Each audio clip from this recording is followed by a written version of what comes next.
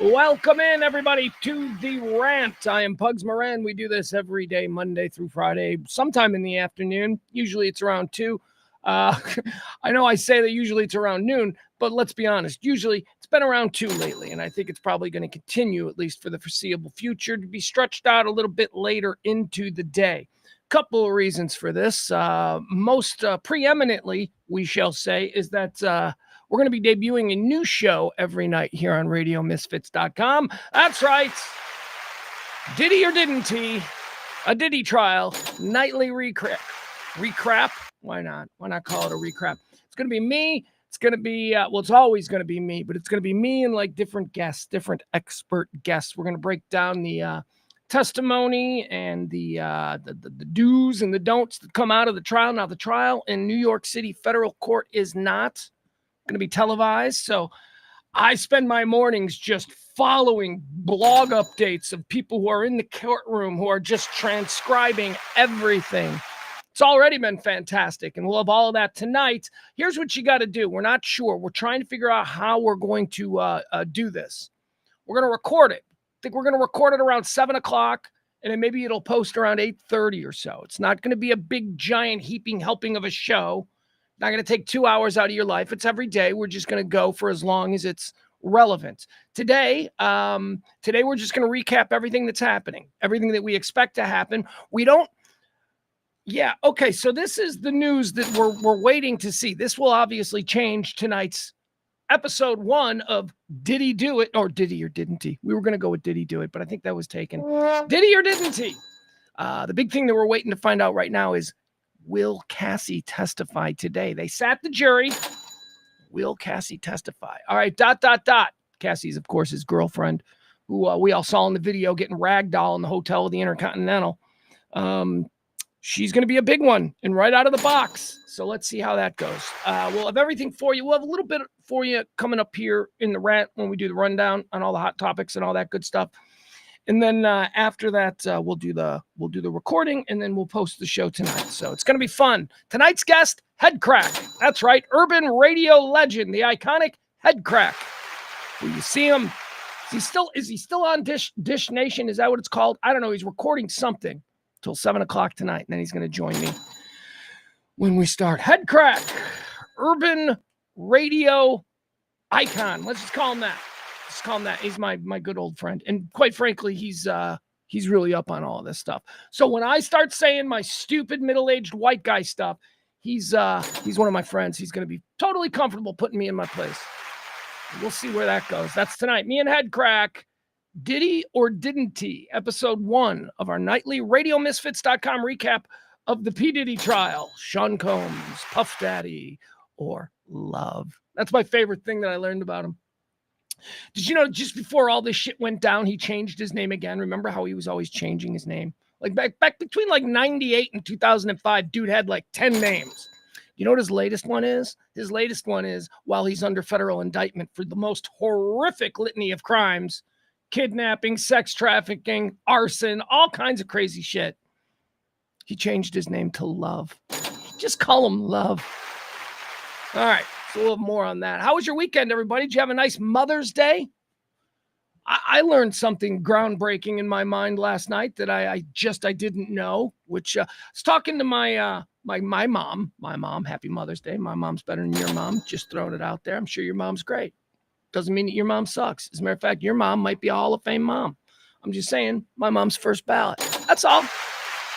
Anyway, so I was talking to my mom last night. And my kid joined in. My kid. This is what we call killing 2 birds with 1 stone for me, the dad. It was my son's birthday, my son's 16th birthday yesterday. And it was also Mother's Day. And so we did a little group chat, me and my mom and my son. And it was very nice. Couldn't get my mom on the camera, but we'll fix that. We'll get to that at some point. But what I learned was, and I didn't know this, my mom said that my son's mother, my ex-wife, my mom said that it was a plan to because my son's birth date was chosen because there had been a complication with his brother. And a complication was death, but so they decided that when Mason came along, they were going to take him early. And because of this, we were able to pick the date we wanted. And my mom said that that the women all thought that, picking that day, which was when my son was born, the Monday after Mother's Day, that it would then link up every now and again. And look at this. This was one of the link ups where my son's birthday was on the same day as Mother's Day. And knowing my son, who's an only child, I'm sure he made his poor mother's life hell on Mother's Day because it's his birthday. I believe there was an argument that was had. So wrap your mind around this, folks. Excuse me. Wrap your mind around this. So who's more important when the child's birthday is the same day as Mother's Day? Is it more important that she's a mother who gave birth to him, therefore Mother's Day trumps birthday?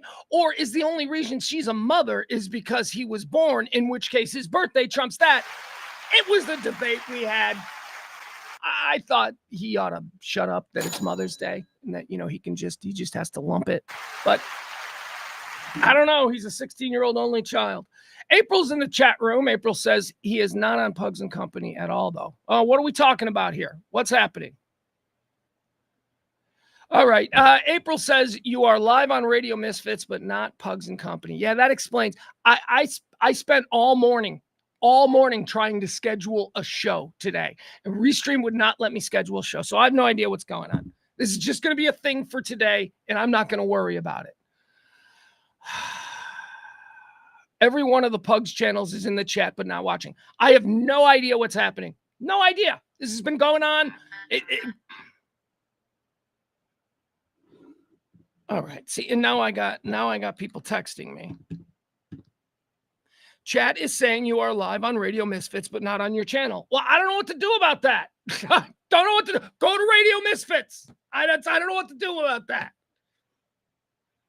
Like 5 times in a row, I tried to schedule this show this morning, and every time Restream said, was unsuccessful. Please try again. They're very jovial about their lack of ability to do what they promise. We're sorry. You're going to have to try this again. So I did it like 5 times, and then I gave up. And guess what? I came in here to the studio this morning, opened my computer. Oh, and there was a show scheduled. There was a show scheduled, so I fucking went with it. Now I have no idea what this is. Yeah, Ed's got the best advice. Just do your show. Just do your show. And that's all we're going to do. We're just going to do the show. God, these things bug me.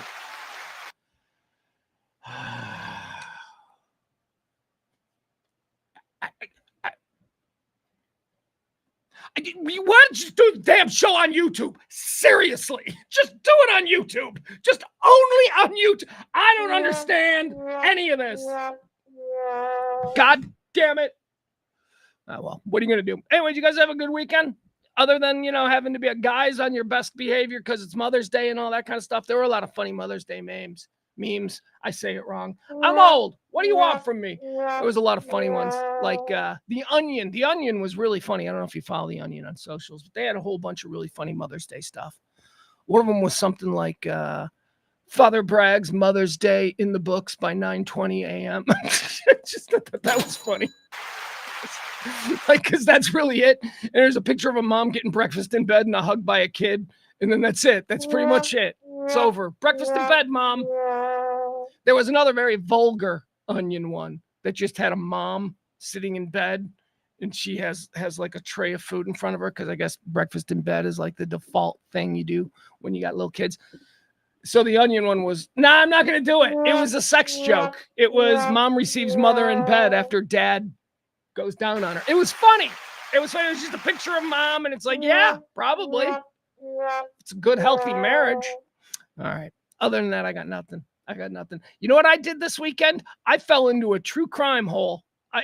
There's a whole bunch of true crime series that I somehow have missed, and I love the true crime series. The anthologies, or not anthologies, the ones that are like 4 episodes, like Netflix, The Devil in whatever. That's the one I watched. The Devil in the Family. Have you seen that one? Have you seen that on Netflix? Watch that this weekend. It's 3 episodes. It's the story of this woman named Ruby Franke, who you all know, at least all you gay men and women do, because she seems like someone that only gay men and women would have made famous. But she was famous. She was a YouTuber who did like family stuff. She was like a Utah Mormon family mom. Oh, my God, is that a good one? Devil in the Family, the Ruby Frankie story. She's out there doing these influencer videos. She's making millions of dollars a year, and she's beating the fuck out of her kids. She's now in jail for like life. Oh my God, is it good? I never heard of this woman before. Never heard. But I'll tell you, my first thought was, oh, she's attractive. I see why she was an influencer. And then, like halfway into the first episode, I'm watching this chick and I'm going, oh, she's obviously nuts. How is it that nobody noticed that she's nuts? Look at her eyes. They don't dilate properly. Anyway, hi, Rainy Days. Rainy Days is now making their way in. Some people are making their way in. We got Jeff Ballard. Let's see. We got April. Who else we got? Cece is now here. All right. Let's just move forward with the show. Maybe it'll just be an intimate show. I really don't care. We do it every day. You know what we don't do every day is trash trivia. That's right. Tomorrow night, trash trivia coming up. Come one, come all. It'll be fun. We had a fun time last week. We had a nice little crowd last week. Let's build on that. Come on, please, people. Please support the Tuesday trash trivia. We do it at the back nine, 4060 Beltline Road, 4060 Beltline Road. That's in Addison. Trash trivia.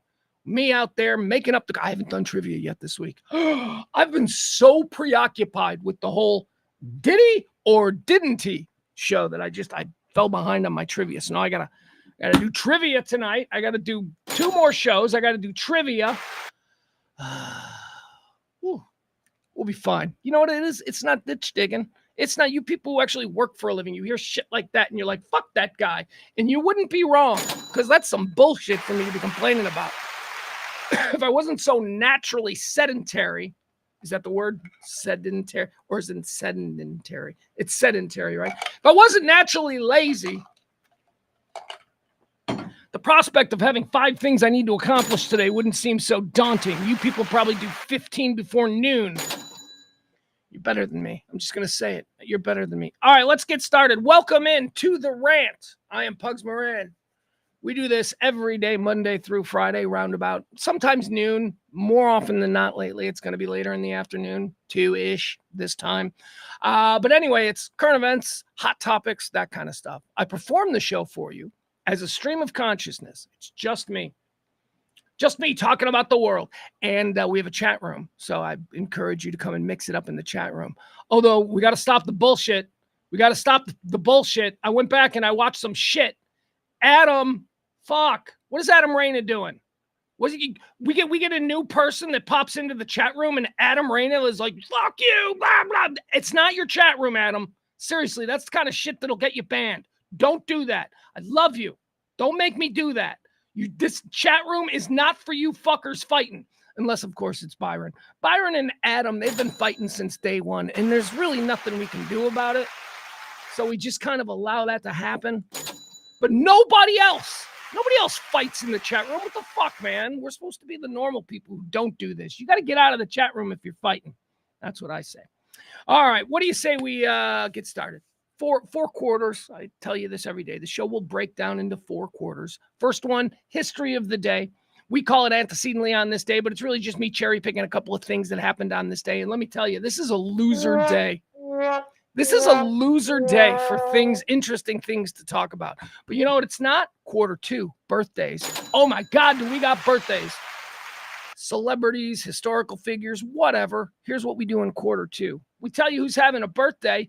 We either shit on him and be like, we ain't going to his party, or we're like, yeah, that dude's good. I can't wait to go toast him on his birthday, or her on her birthday. Quarter 3 is deads. Birthdays is 2. Quarter 3 is deads. Those are people who died on this day. We decide where they go, heaven or hell. That's quarter 3. Quarter 4 is everything else. Quarter 4 is and the deals with China, Trump getting free planes, Diddy trial day 1, crazy video out of New Mexico with cops shooting kids. We got crazy stuff to talk about. We should all knock that out in about a 90-minute show today. That's what I'm thinking. I know you're saying, Pugs, sometimes you do 3+ hours. What's with 90 minutes? I just looked at the show and I think I got about 90 minutes in me. But that's okay, because we're doing a second show. We're going to do the Diddy show later this evening. So we'll have full bookended content for you here at the Radio Misfits Dallas, radiomisfits.com. All right, what do you say we get started? It is the 12th day of May, year of our Lord, 2025. There's 132 days torn from the calendar of the 2025 year.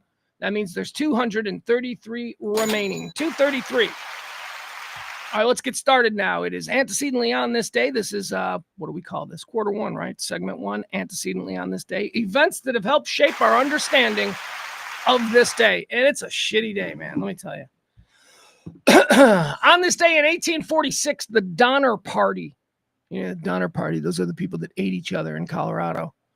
In 1846, on this day, the Donner Party departs Independence, Missouri for California on what will become a year-long journey of hardship and cannibalism. So Missouri to California back then in a wagon train, Donner Party, they were pioneers. You know what they say, pioneers get the arrows and settlers get the land. The pioneers went out a year? It would take a year to get, well, I mean, no roads. Wooden wheels, right? It's like, oh God, that would be awful. Anyway, they got stuck in a snowstorm there between the Rocky Mountains, Donner Pass, and they ate each other. They were cannibals. Do with that information what you need. Antecedently on this day, and I told you it was a shitty day. There's like nothing great. On this day in 1932, 10 weeks after his abduction, Charles Jr., the infant son of Charles Lindbergh, is found dead. See, you know me, I hate Charles Lindbergh. I think he's a scumbag Nazi. He's buddies with Hitler and all that stuff. But this was 1932 that this happened to Lindbergh. This is a terrible thing to have happen to somebody. And he'd already become a major celebrity, and he did the thing where he flew across the Atlantic Ocean and all that. So he was already Charles Lindbergh by 1932. Hitler wasn't Hitler yet. So I got to wonder if like just an absolutely horrid tragedy like this, where his son, Charles Lindbergh's son, was kidnapped from his bedroom in the Lindbergh mansion. Son was kidnapped and murdered. That's got to fuck with you. You know, maybe that's why Lindbergh was like, fuck it, I'm a Hitler guy. I don't know. Antecedently on this day in 1937, the Duke and Duchess of York are crowned as King George VI and Queen Elizabeth. Not QE2. QE2 is the Elizabeth we grew up with. This was her mom. This was her mom and dad. All right, there you go. See, that's it, man. 1937. There is nothing else to report. Yeah, there's a bunch of Vietnam shit. We don't do that. There's a bunch of like World War II stuff that's just like, eh. So anyway, let's move on. Here we go. Let's talk about birthdays. These are people born on this day. Thank you, Barney. Barney figured it out. Yeah, there's bullshit happening. Adam's still doing the thing. Like, well, what do you think when I say don't shit on people? What the fuck, Adam? Adam, don't, man. Stop it. You made your point. This is not the place. You know where the place to do that is? In person somewhere. Go say that to him in person or write him a private email. Nobody in this fucking chat room cares about this, man. Stop it. This is so self-indulgent on your part. What are you doing? Alerting the world of some imminent danger? Stop it, man. You don't, if you don't want to be a part of this, you don't have to be a part of this. But I can't have people shitting on new people when they come in the chat room. Thank you. Thank you. That was my little impassioned speech on the subject. All right, let's go.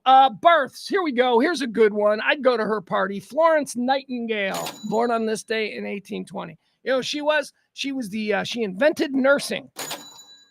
That's right. Until she came along, doctors did everything. I don't think they did everything. I think just a lot more people died maybe before. She didn't invent nursing, okay? Nuns had been doing it for a long time. But professional nursing, like the whole idea that this is now a profession that people can be trained up in, that's what she did. Florence Nightingale, born on this day in 1820. On this day born. What is that? On this day born? What am I writing, a Lord of the Rings sequel? On this day born, 1907, Katharine Hepburn. I always thought she was hot. Katharine Hepburn's kind of pretty, but I think she's a lesbian. Pretty sure she's a lesbian. As a matter of fact, I would bet money that she was a lesbian. Anyway, couldn't be a lesbian back when Katharine Hepburn was around, but she was cute, man. She was a really cute actress and a great actress. My favorite Katharine Hepburn movie, Philadelphia Story. Fantastic. She plays Tracy Lords. That's right. The porn star would take her name from that movie, the porn star Tracy Lords. Katharine Hepburn, the original Tracy Lords, Philadelphia Story. Great movie. Frank Capra. Katharine Hepburn, Cary Grant, Jimmy Stewart. It's terrific. Treat yourself. Katharine Hepburn, born on this day in 1907, born on this day in 1925, possibly the most underrated player in the history of Major League Baseball. And he's a household name in the history of baseball, but he's more of a household name for the character he was than the absolute stone cold baller of a player he was. When you talk about the greatest catchers in the history of baseball, there are like 3 or 4 names that come up. And they almost never include the guy who most experts have at the very top of the list. Yogi Berra, born on this day in 1925. Bench and Berra, that's it. That should be the conversation. Bench and Berra. Berra first, maybe? Maybe. Yogi Berra was so popular with the New York Yankees. First of all, the only reason he was popular is because he was fucking good, right? If you suck, nobody wants to hear your silly little witticisms. But because he was with the Yankees for so long and he was so good, so consistently excellent, that he became a fan favorite. And when he started talking, the fans were like, oh my God, this guy's hysterical. And he was hysterical. Yeah, yogiisms became a thing. You know, yogiisms are a little like weird. I don't have examples. Anyway, Yogi Berra, man. Often forgotten. Yogi Berra. Born on this day in 1925. Born on this day in 1936, one of the greatest broadcasters we've ever produced in this country. This guy is an absolute baller. And I loved his show. I'm 9 years old. I'm staying up to 1 o'clock in the morning to watch this guy interview like the Prime Minister of Israel. I'm like 9. Do you see what happens when you don't have a million channels to choose from or a billion on-demand apps so that I could watch Rugrats at 1 o'clock in the morning? No, 1 o'clock in the morning, I'm watching the great Tom Schneider interview whoever. Tom Schneider, born on this day. Let's watch this. This is Tom Schneider and Chevy Chase. This is Tom Schneider interviewed everybody. And he had this incredible way of totally different interview style than anyone else. This was his final show. David Letterman, when David Letterman was moved by NBC, or they started jockeying around the mid-'80s, Letterman was moved, or early 80s, Letterman was moved to late nights. They told Tom Schneider, who had occupied that time slot before David Letterman, they told him, we were going to bump you to after Letterman. Schneider was like, yeah, no, I'm not going on at like 1:30 in the morning, New York time after Letterman. So he walked. Here it is, his final show. This is the final original show. David Letterman, years later, when David was a boss at CBS, David would then offer Tom the show behind him, which Tom did for a number of years, and that was good. But it was a shell of the original Tom Schneider Tomorrow Show. Here is the final episode of the original run of the Tom Schneider Show tomorrow. I think this is from 1981, maybe. He's talking to Chevy Chase. People who like to laugh. So I'm not concerned. It's hard. Comedies don't generally get great reviews. One of the reasons is, particularly I would say, comedies that have been put out by any members of the Saturday Night Live gang, because it's always you left something that you were really good at and you went out to get the big money in Hollywood. You know, that's and you really don't really quite deserve to be on the big screen yet because you haven't paid your dues. Right, you got to pay your dues. You're an arrogant person. You're arrogant, and after all, what were you doing before Saturday Night Live? Just hanging around, drinking beer, and working my butt off for 12 years writing and stuff. But the fact of the matter is, I was telling you earlier that number one, I want to get this off my chest. Okay? Just kidding. I'm going to miss you personally, and I think everybody is. You've become an institution on this network. I think it's a dumb network for doing this. And let me finish this. Hi. You know, I get, let me I finish, get though. nervous about this because No, then I'm not. people will think I put you up to it, you see, and... Tom, am I reading it? It's right there for me, but I'm not looking. No, I tell you, I mean, it's a mistake on two fronts. One is, you are an institution. People do want to see you.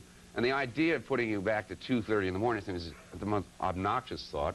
The second thing is... Well, but you see, eventually I would catch up with the Today Show. You'd be on the Today Show, yeah. And the second thing is for David, who I also like, David Letterman.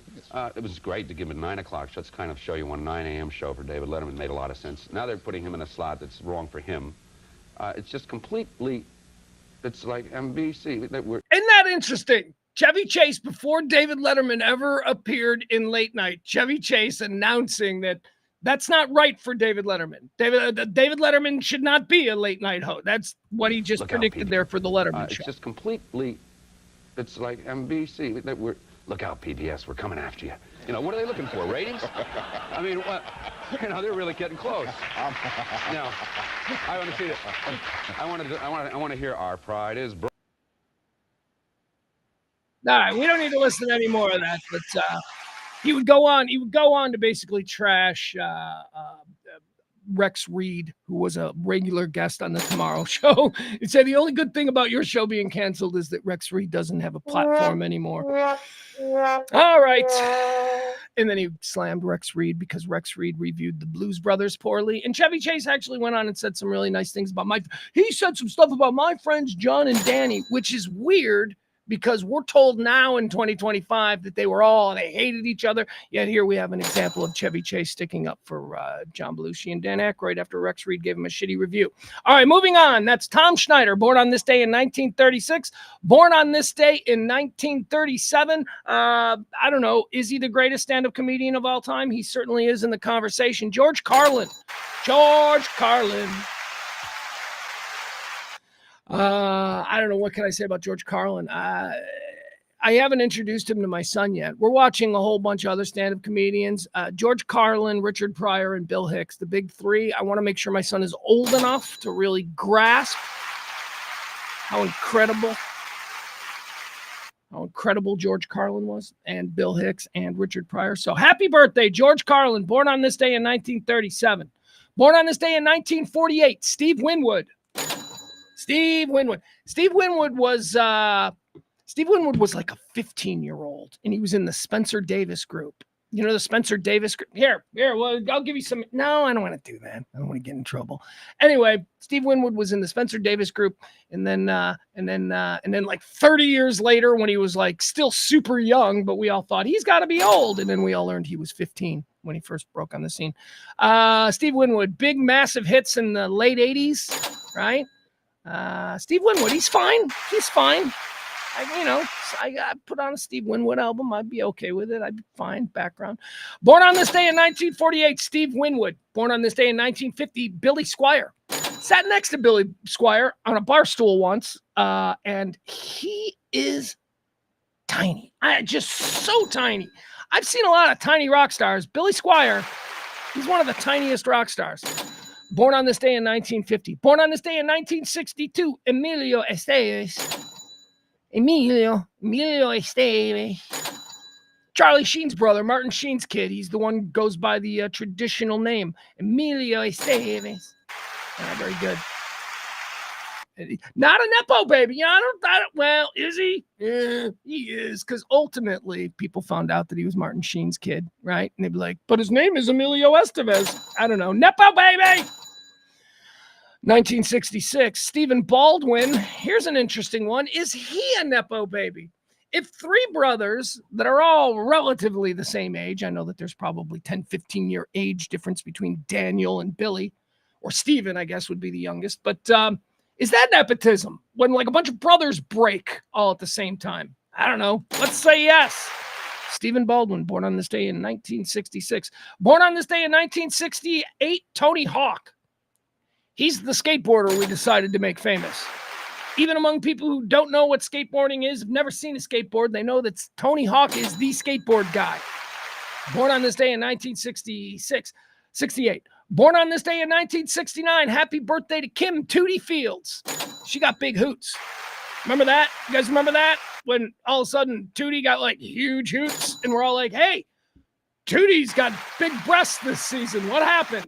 Anyway, there she is, Kim Fields.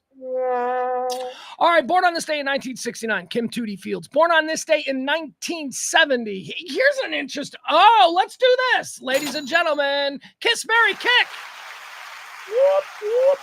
This is my non-vulgar version of fuck, marry, kill. I don't want to fuck anybody. I don't want to kill anybody. So instead, what we do is we either hook up hard with one of these people. We're going to make out. We're going to kiss. We're going home together. Shit's going to happen. You don't need to know. We're not vulgar.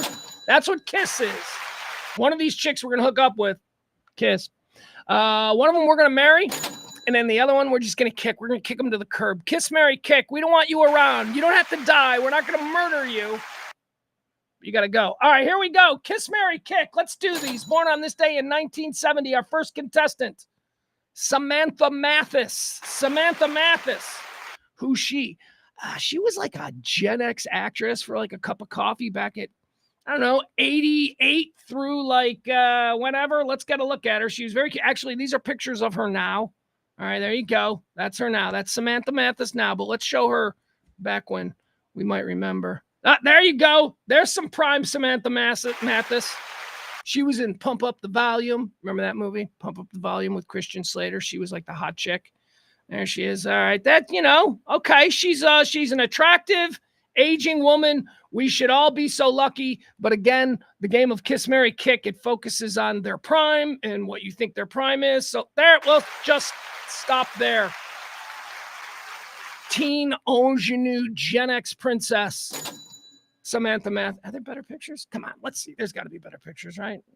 Yeah, now let's just go with that one. All right, Samantha Mathis, born on this day in 1970. She's contestant 1 in today's Kiss, Marry, Kick. She's adorable. She's a very pretty girl. All right, contestant 2, Kiss, Marry, Kick. Born on this day in 1972.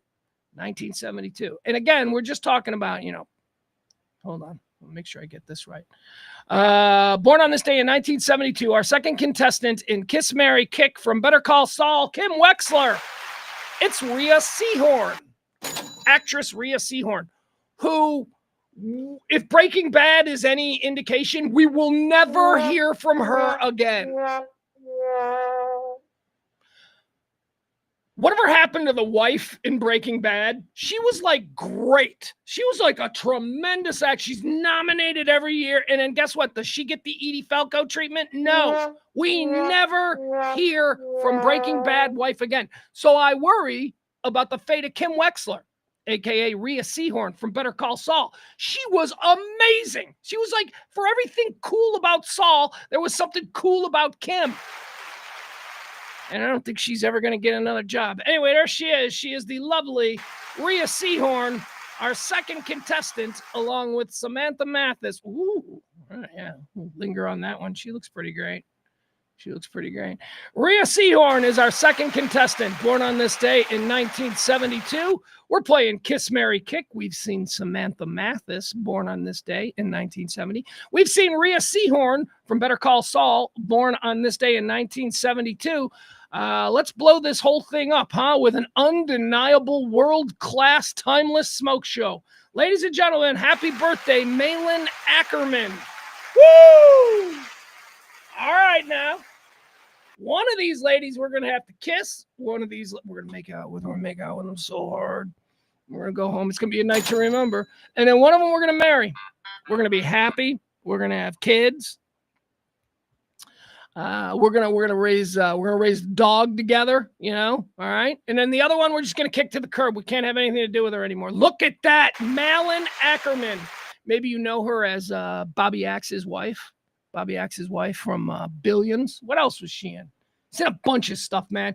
Ben Stiller. She was in some Ben Stiller movie, right? Where she was like, she always plays the hot chick. Oh, you know where I remember her from? She was on Entourage. She played. Remember E? He was Vinny Chase, the actor. He was Vinny Chase's manager. E had a girlfriend, and his girlfriend was really hot. And this was his girlfriend's best friend. Malin Ackerman played his girlfriend's best friend, and they wanted a threesome. Oh, my God. Entourage was so crazy. All right, there you have it. That is today's selection. Kiss, marry, kick. We got to decide between Samantha Mathis, born on this day in 70, Rhea Seehorn from Better Call Saul on this day in 72, and Malin Ackerman, an incredibly hot chick. It's easy for me. Here we go. Here's who we're gonna kiss. We're gonna make out hard with her. We're gonna go home. We're gonna have a one-night stand. Welcome, Malin Ackerman. Malin Ackerman is gonna be our hookup. But we can't stay with her. She's too hot. Can't stay with a chick that hot. That chick she'll ruin your life. Everybody, why are you talking to that guy? It's just gonna be, especially if you look like me. If you're also not capable of hooking up with anybody at any moment's notice, don't be in a relationship with somebody who is totally capable of hooking up with somebody at any note. And a woman who looks like Malin Ackerman is that category. So we're just going to hook up, and I am not going to put myself through the torture of spending my life with her. We're going to kick Samantha Mathis. Bye-bye. And I'm getting married to Rhea Seehorn. I'm going to marry Kim Wexler. Saul should have married Kim Wexler, and he blew it. So there you have it. Happy birthday to all three ladies. Samantha Mathis, she's getting kicked to the curb. Rhea Seehorn, she's getting married. And Malin Ackerman, born on this day in 78. We're hooking it up. There you go. Also born on this day in 1978, umbilical cousins with Malin Ackerman. How about Jason Biggs? Jason Biggs. Of course, Jason Biggs from, we still saying from American Pie? That's like pretty much it, right? But we still know who he is. Yeah, Jason Biggs. He did nothing. I thought he was going to be a big star. I thought American Pie was going to make him a star. Made nobody a star. Jennifer Coolidge made Jennifer Coolidge a star. Stifler's mom is really the breakout from, there you go. All right, Jason Biggs, born on this day in 1978. Born on this day in 1981, how about Rami Malek? So Rami Malek was in a show called Mr. Robot. Don't know if you ever saw it. It was a tremendous show. I only watched the first season because it was really complex and it made my head hurt, but I did appreciate it for how complex of a television show it was. Did not watch season 2. He was good though. I'm like, my God, this guy is good. I'd never seen an actor like Rami Malek. I've never seen anybody be as compelling and charismatic while being absolutely a zero flatline sort of vanilla guy, which is the character that he played in Mr. Robot. But he was great. And then he wins an Oscar, right? He plays Freddie Mercury and he wins an Oscar. Don't we need more? Like, hasn't it sort of cooled on Rami Malek, right? He's, I don't know. Anyway, there you go. Those are our birthdays. Happy birthday, Rami Malek, born on this day in 1981. All right, now let's move on to our third category. The third category, dead people. People who died on this day. Where'd they go? They go to heaven or they go to hell? All right, let's see here. And again, we make these judgments based on just what I know off the top of my head. Here we go. Just one dead person today. I know. Today is not a really eventful day. One dead person today. Dead on this day in 1992. If we had, I was going to call it, if we had like sirs in this country, he would be a sir. Sir Robert Reed. And that's how like a knight's name does to me. Sir Robert Reed. We'd knight him. Gen X would knight him. He was Mr. Brady. He was like America's default dad. Robert Reed. That's all he ever really did, right? Although that's not true. You know, like in the 70s, sometimes he would turn up in like made-for-TV movies and all us kids would be like, it's Mr. Brady playing a pilot, you know, or something like that. He was gay. I think he died of AIDS. I don't know if that's for sure, but I do know that he was gay, and I think it came out that he was gay around the time of AIDS. So vis-a-vis, in my mind, whether it's true or not, he died of AIDS. He's going to heaven, Robert Reed. He was Mr. Brady. You think I'm putting Mr. and Mrs. Brady or Alice or Sam? You think I'm putting them in hell? No way. Jan, totally. Jan's going to hell. Jan had baggage. And I'm sure that as Jan matured and grew, she brought that baggage into every relationship she was ever in.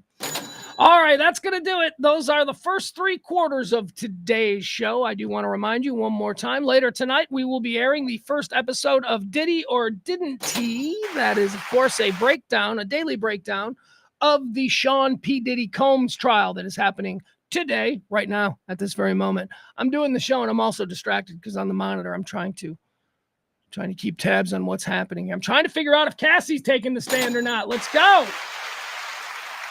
That'll be a good one. So that's tonight. Diddy or didn't he? You can find us on radiomisfits.com. Go to radiomisfits.com or go to Radio Misfits on YouTube, or you can do any of the ways you normally do. Pugs and Company will get you there. Trust me.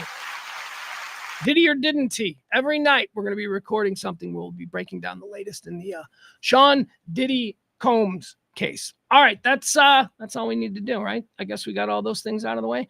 One more time, I will remind you, trash trivia tomorrow. Come one, come all, join us. 4060 Beltline Road. We're going to play trivia. Gotta write the questions. I mean, I got questions. I got backup questions but I like to do them fresh. So that's a whole thing. Anyway, tomorrow, join us. 7:30, the back nine, 4060 Beltline Road, right there in Addison. And I hope to see y'all. It'll be fun. Okay, let's get into hot topics, right? All the things people are talking about. Let me run through this.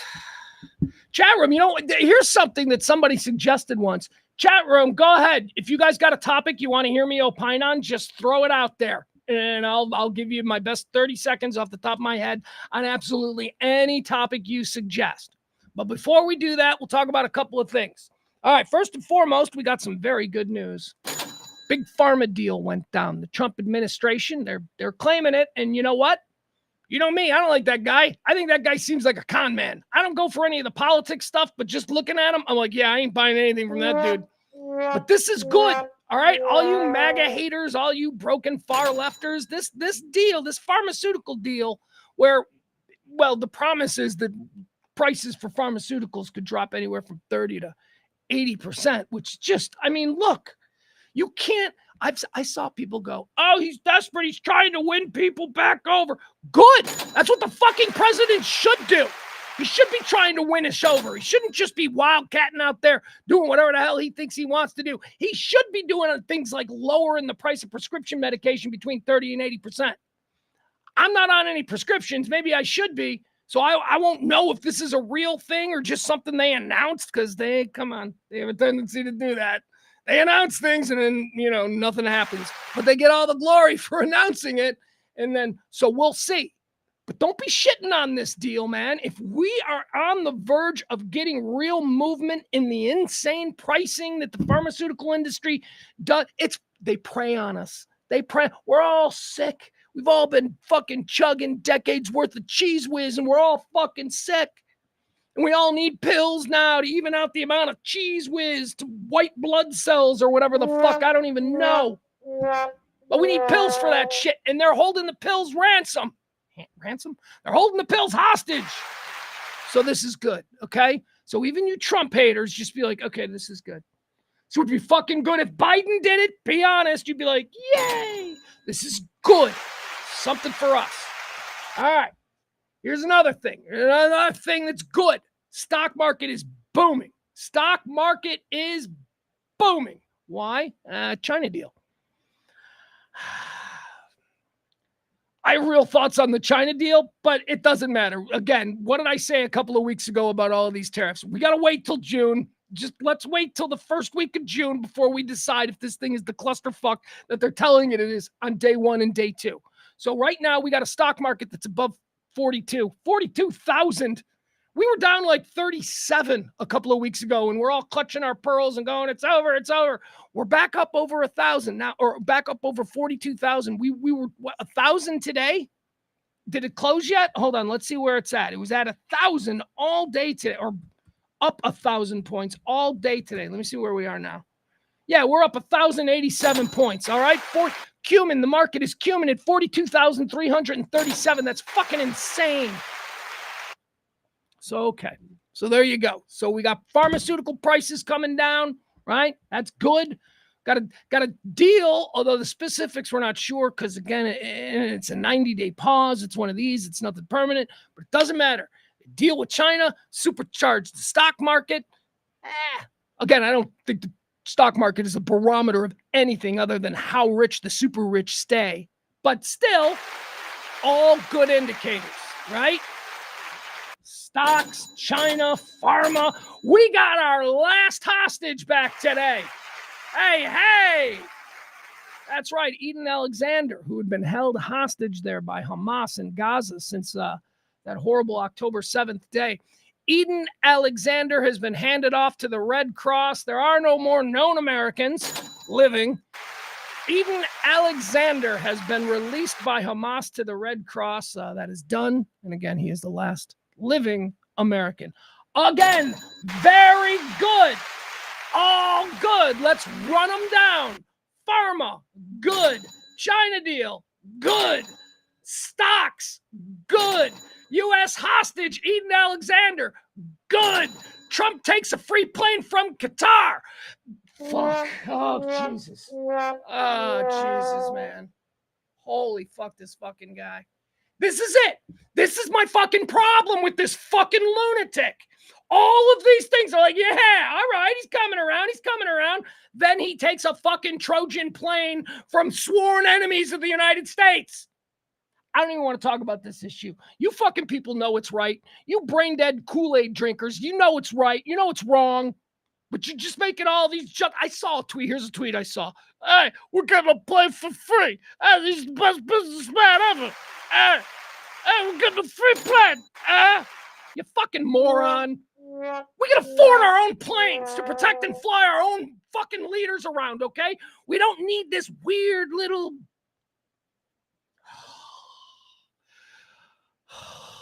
And we don't even get to keep it. That's the problem. It's not a plane for presidents of the United States. It's not a gift from Qatar to the United States government that we're going to use for your... No, it's a plane for fucking Trump.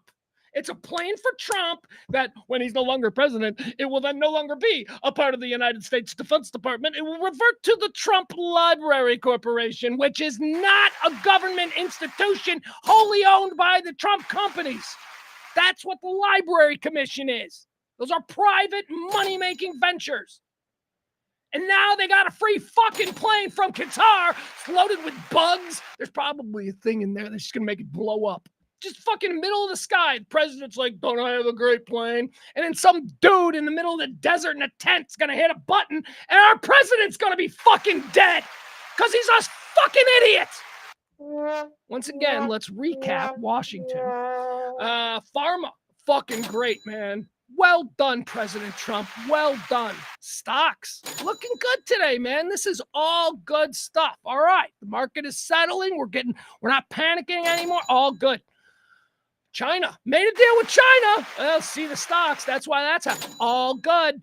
Eden Alexander, the last known American hostage, comes back. That's great. Oh, my God. And it's all fucking wiped away by this idiot taking a fucking plane for free. He doesn't know any better because he ain't too smart up there. That's the problem. He's fucking dumb. Oh, God. Jesus. But other than that, 3 out of 4, right? Hey, 3 out of 4. 3 out of 4 is not bad.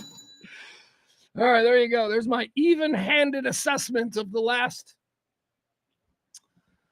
couple of hours there at our White House. All right, let's keep going. Keep moving. Diddy trial. Diddy trial started today. As you know, we'll be doing a full-on Diddy breakdown tonight. Find us at radiomisfits.com or YouTube or Pugs and Company, anywhere your finer Diddy hot takes are served. All right, so we got it. We heading into today, I was a little bit, just because of the way I know the wheels of justice to turn, I didn't think there was any way that we were going to keep this thing on scheduled. Judge Aram Subramanian, that's a fun name, Judge Subramanian, who's 10 years younger than me. Holy shit! God, do I hate that. The judges are supposed to be 10 years older than me at least all the time. And this guy's 10 years younger than me, and it's really depressing. Anyway, Judge Aram Subramanian is running a tight ship because on Friday, when they failed to seat a jury, I thought there is absolutely no way in hell that we are going to get opening statements on Monday if on Monday morning they have to continue and conclude the jury selection process. But the judge has been saying, he's like, nope, we are going with opening statements Monday afternoon. That's how confident he was that there wasn't going to be any shenanigans by either the defense or, well, I guess the prosecution doesn't want shenanigans, but the defense, this defense is all about shenanigans. But lo and behold, by 10:30 this morning, we had a jury. We've got a jury of 12 and 6 alternates, and we are ready to roll. Opening statements in the Diddy trial started. Opening statements began this afternoon. Hold on, did I lose it? Let me, I need to do this. I need to dive into my Diddy file. I do. I have a full-on Diddy file. What were my notes taken from watching this morning's proceedings? Let's see here. These aren't all my notes.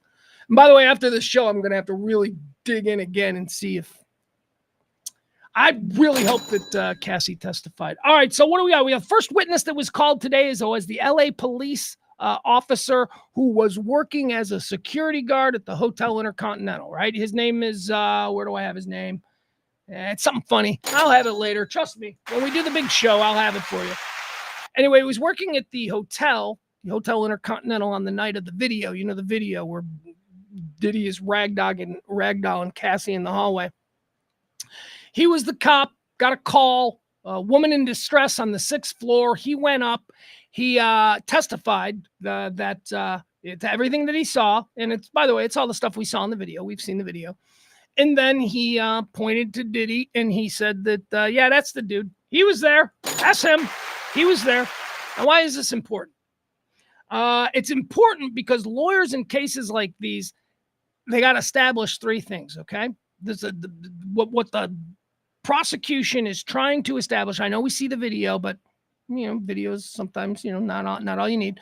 So you need to establish date, okay? The date that it occurred, and this witness provides that because he was working and he was there. You need identification of the person who is being accused, okay? And that's what he did when he pointed to Diddy. The police officer pointed to Diddy and said, at this time I was there, and he was there too. So there you go. You got 2 of the 3. And the other is the venue. Okay, so it's date, ID, and venue. Those are the 3 things the prosecution have to prove if they're going to have this case stick. And the very first witness of the case came up and did all 3 things. And it may not seem like a very important guy to have up there, but there's a reason he went first, because they're probably going to introduce the video today. And if rumors are true, Cassie will be testifying today. So holy shit, right out of the box. I mean, this could be, if it starts off like this, talk about hitting the ground running. All right, there we go. Oh, by the way, let's talk about the 2 lawyers. Give you these names because you'll be hearing them. Of course, Judge Subramanian. He is the judge, 45-year-old, appointed to the federal bench by Joe Biden. Oh, no, that guy obviously can't be. No, somebody's got to be appointed by others than Trump, right? So this guy got appointed a couple of years ago to the federal bench by Joe Biden. He's funny. Yeah, all right. He's apparently a funny guy. He's a judge. What did he say? He said something funny when he walked into court today. Judge jokes, I read through the people and places list, which is several pages long, Judge Subramanian said at the beginning of the hearing. I felt like I was reading an appendix for Lord of the Rings. All right, it's not great, but at least we know he's not a stick in the mud, right? That's Judge Subramanian. All right, so he's one of the big players, Judge Aram Subramanian. Then we got the lead defense attorney. Okay, the lead defense attorney is this guy named Mark Agnifilo.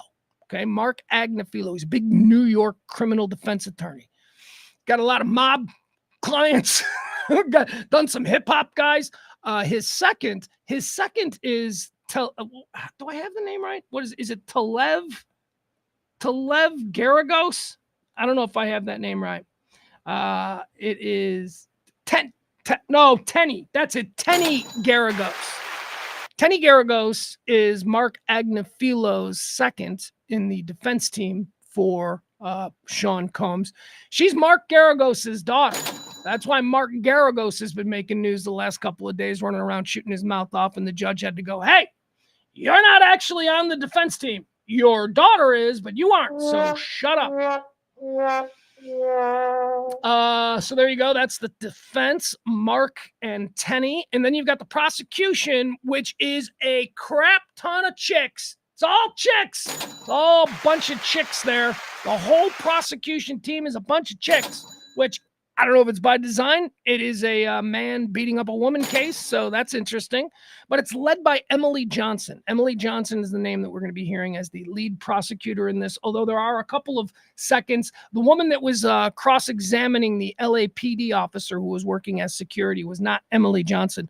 But day one of this thing, I don't have her name yet. But here's my promise to you. I'll have all of these names by the time we record Diddy or Didn't He tonight, coming up sometime after the show.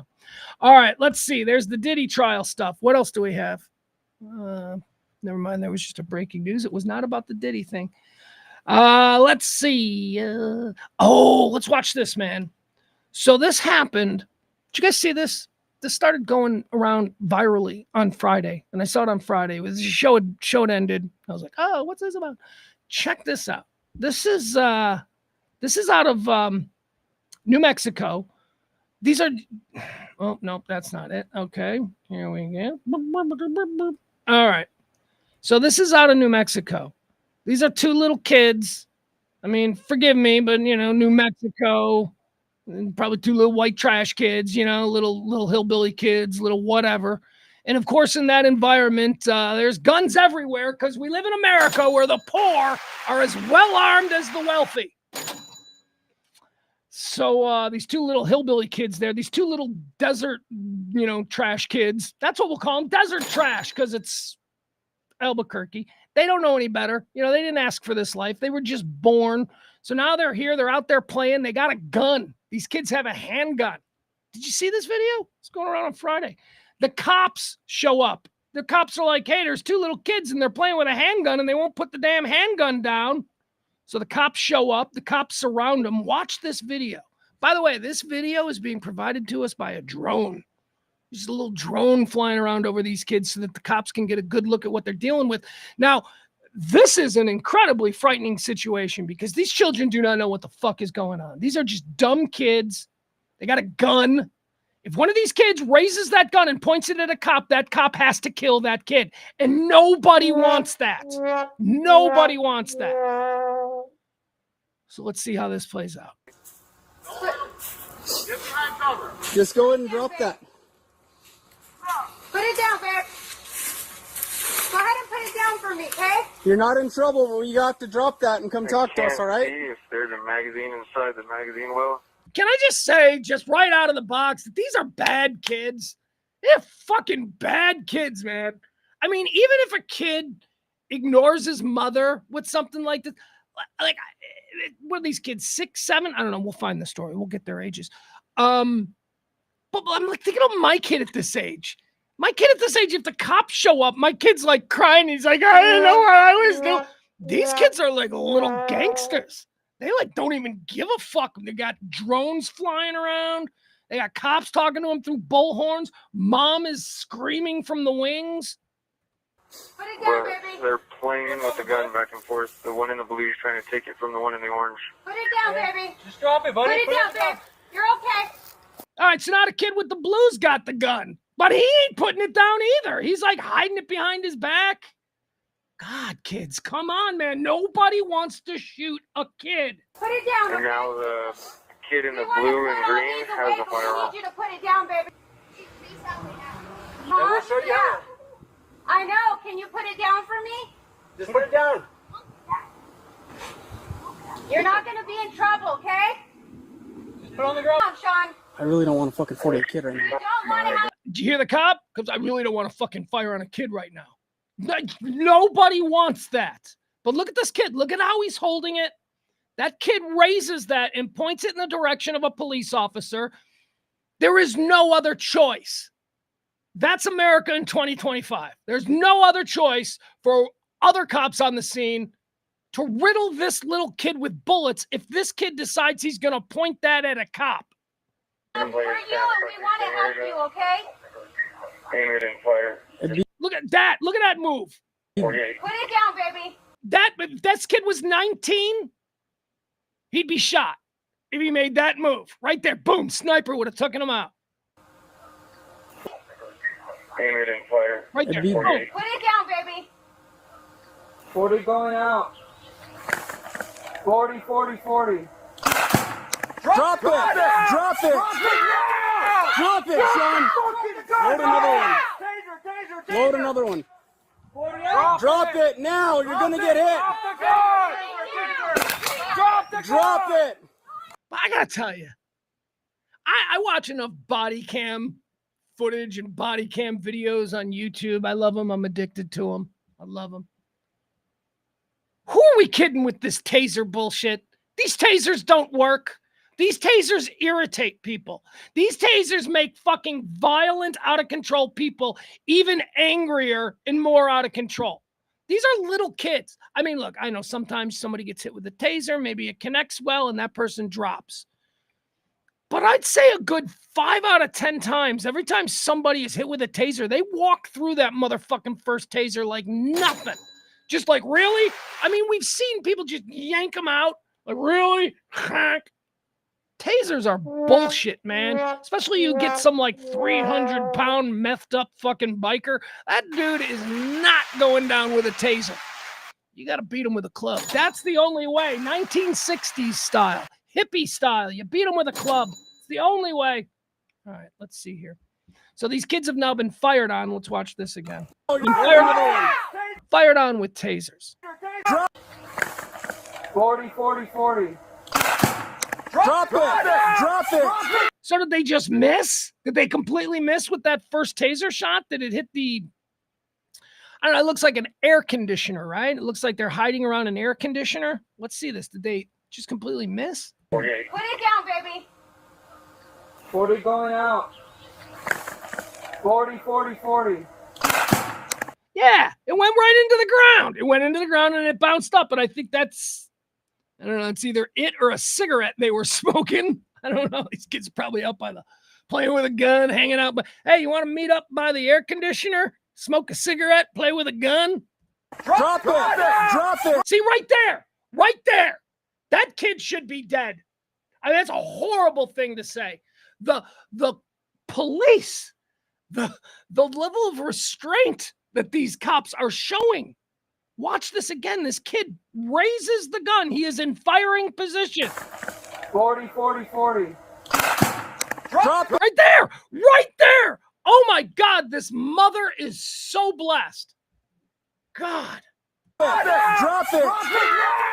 Drop it, Sean! Load another one. Load another one. Oh, here we go. Here comes more tasers. Let's see. Drop it now, you're gonna get hit.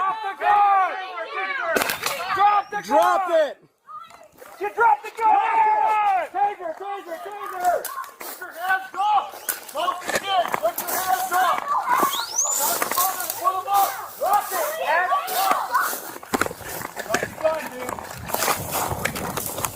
Drop it now. Drop it, both of you. I don't even have the gun. I don't have the gun. The one kid. Isn't that I saw is the one kid? Right? You don't think he did anything wrong? I ain't got the gun. He's holding the gun. Ugh. And let's be honest. Both of these little shits are in trouble. We saw both of them with the gun, refusing to put it down when a cop told them to. Look at that. They're putting them in cuffs. How crazy is that? I mean, you got to. You've got to. Jeez. 10-3, 10-4. All right. There you have it. That's the sickening story that came to us out of here. Where is it? Let's let Cobb 4 in Albuquerque, New Mexico tell us about it. Cobb 4 says, oh, is this the actual? Hold on.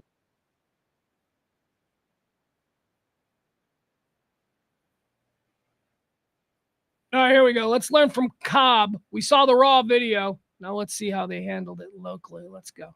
All right. Troubling video shows Bernalillo County Sheriff's deputies trying to safely disarm 2 young boys who were holding a loaded handgun. The Sheriff's office says this is just one and just the latest example of some of the challenges they encounter every day. Take a look at this drone footage of those 2 boys who are just 7 and 9 years old. This happened back on February 16th, but BCSO just released the video to us yesterday. The Sheriff's office says their drone allowed them to manage the high-risk situation. Thankfully, they were able to get the gun away from the kids without anybody being injured, but it took plenty of coordination. Although, once again, everybody was okay, the video you're about to see might be disturbing. Oh, we're going to see it again. Put it down, baby. 40 going out. 40, 40, 40. Drop it! Drop it now. Drop it, both of you. I don't even have the gun. I don't have the gun. Get over here.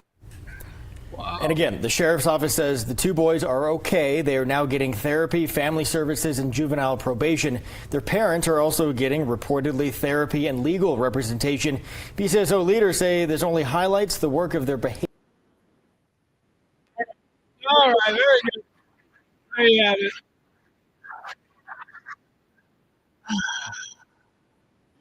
Parents are getting a lawyer.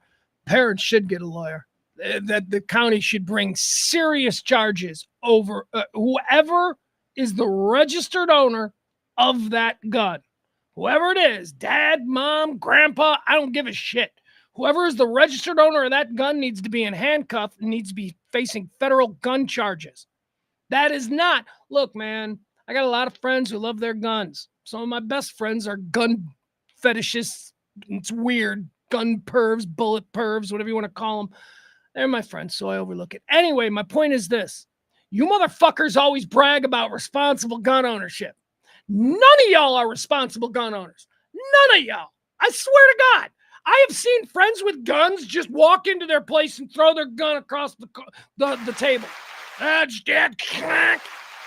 So you're not going to put that in the safe or anything? You're just going, I'm going to take a shower. Nobody's a responsible gun owner. It's just we're comfortable with it. And some people are going to kill somebody with a gun someday, and other people can only fantasize about it. But whoever fucking had that gun, whoever is registered, whoever that person is, again, I don't care if it's mom, dad, grandpa, or anybody, that person needs to be in handcuffs. Because we almost had to watch a kid, a little 7-year-old or a 9-year-old, get fucking gunned down by cops who had no choice. I'm not saying life in prison, of course not, but I am saying some adult needs to be, some gun owner needs to be severely inconvenienced over all of this. All right. Let's see, what else do we have? Oh, we got a big story popped on Friday after the show again, so we'll mention this because I've been covering. Well, actually, I haven't been really covering it here. We've been doing it on Shock House Dallas. That's our offering every Wednesday. We've been in depth covering the Bill Belichick, Jordan Hudson. Is it Jordan? She spells it like an idiot. She spells Jordan wrong. Don't you hate people who get like clever with the spellings of shit? Her name is Jordan. She's a white girl named Jordan. All right. You don't have to trick it up with a fancy spelling. She spells it Jordan. D-O-N. That is not how you spell Jordan. But okay. The girlfriend of University of North Carolina football coach Bill Belichick, that's the aforementioned Jordan Hudson. The girlfriend of University of North Carolina football coach Bill Belichick has reportedly been banned from the University of North Carolina team facilities.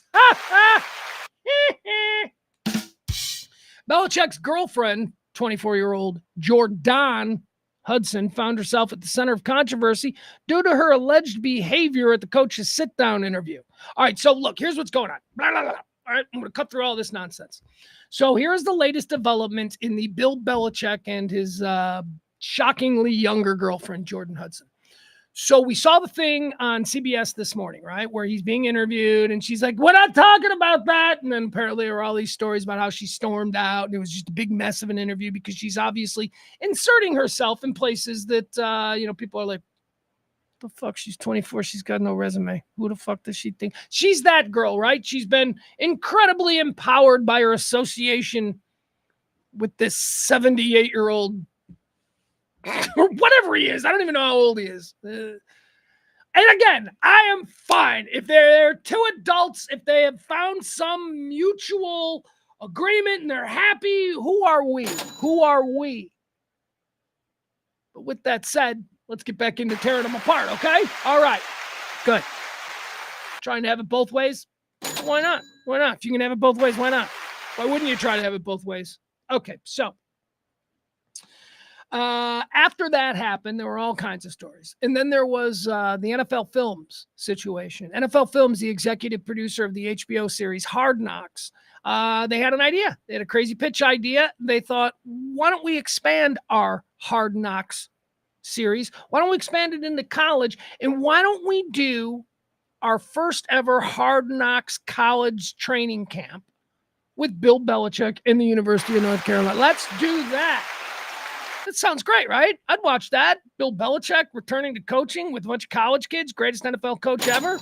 I say Bill Walsh, but okay, we can have that conversation. I'd watch that. I'd be like, Hard Knocks with Belichick and UNC. All right, so that was all set. And do you know what that would have meant for the University of North Carolina? Big, big money. Look, this whole thing with Bill Belichick is great for them. They're paying him a ridiculous amount of money. He is, I think they said by $5 million, he is the highest paid employee in the state of North Carolina because he's a state employee. So he's already bringing some attention to a football program that is, at a basketball school. Let's be honest, North Carolina is a basketball school. But they've, been okay in football, not great. But Bill Belichick is certainly going to shine a light. And if the sports department there at University of North Carolina sees anything at the end of this Bill Belichick tunnel, it's that maybe when he's done coaching here, they will be seen as a higher profile college team. It'd be easier to recruit, all that stuff. Because again, we're talking about North Carolina. They must walk around campus knowing that they are second fiddle to the basketball team. So that's the whole plan. And Hard Knocks would have done miracles for the University of North Carolina. Woo! That would have been cool. So here's what happened. They were all set to do that. And Jordan Hudson, Bill Belichick's 24-year-old girlfriend, shows up for the negotiation uninvited and apparently demands to have an executive producer title. Why is the girlfriend of the coach here? She has demands? What? The fuck is going on? So NFL Films picked up and went, this is fucking stupid. We're going home. Someone book us a flight to South Bend, all right? That coach there is super popular. Let's go to South Bend. Sorry, University of North. Yeah. So the University of North Carolina, apparently in the couple of weeks since that situation became a story, the University of North Carolina has apparently been seething behind the scenes because of the damage that she did to what potentially could have been one of the greatest publicity campaigns the University of North Carolina ever had for themselves, while still making money off it. It wasn't going to cost the University of North Carolina anything to be featured on Hard Knocks, but it would have been great for them, and she screwed it. So the stories for the last couple of weeks has been that she's persona non grata, that the athletic director and the president of the university has now sat Bill Belichick down and said, look, dude, she can't come. You can't be walking the sidelines. She can't show up to practice, which is interesting because you would think that Bill Belichick could do whatever the fuck he wants. And I think that's true. I think Bill Belichick can do whatever the fuck he wants in North Carolina. And if the president of the University of North Carolina sat Bill Belichick down and said, Bill, I don't want your girlfriend at practices, Bill could have very easily said, yeah, that's tough for you, but I kind of want her there. And that would have been it. Because at the end of the day, he's still motherfucking Bill Belichick. And the last thing North Carolina wants after losing Hard Knocks is to now lose Bill Belichick, who will just be like, take your money and stick it. I didn't sign up for this. You guys are now suddenly Nazis. So let me tell you what happened.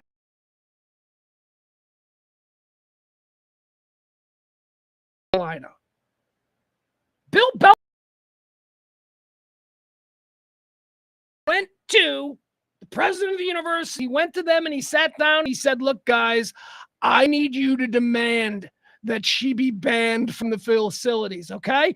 And then I'm going to publicly be like, well, I'm sorry. Or I'm going to, with her privately, be like, oh, honey, I'm sorry. There's nothing I can do about it. This is Bill Belichick's doing. Bill Belichick is having her banned from the facilities. The University of North Carolina, they don't have that kind of swag over him. They just don't. They're all still in awe every time he walks into the room. They're not going to tell him, your girlfriend can't come to practice. This is Bill Belichick going, oh, God, she's embarrassing me, but I don't want to put up with the shit. He made this whole thing up.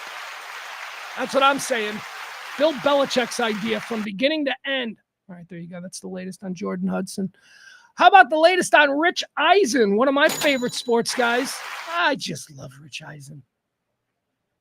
I'm not a big University of Michigan fan, and he certainly been carrying water for them for about 25 years, but I can get past that. I love Rich Eisen. I think Rich Eisen's great. I watch him every single day. He is one of my go-to guys.